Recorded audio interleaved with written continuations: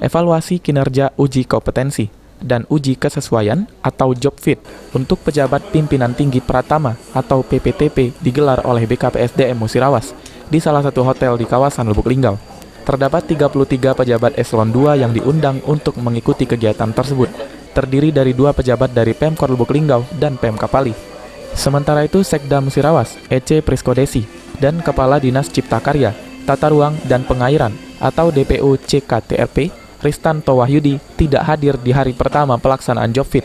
PLT Kepala Badan Kepegawaian dan Pengembangan Sumber Daya Manusia, BKPSDM Musirawas, David Pulung, enggan menyampaikan secara gamblang siapa yang tidak hadir dalam job fit tersebut, termasuk juga terkait sanksi bagi peserta yang tidak hadir menurutnya menjadi hak pimpinan.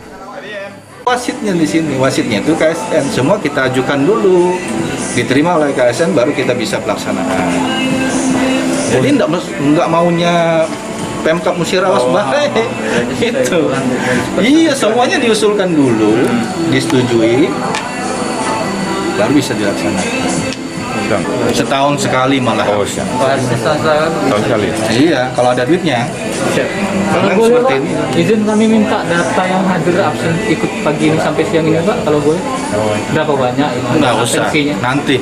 Tidak boleh Pak ya? Nanti. Karena ini kan baru sehari juga belum.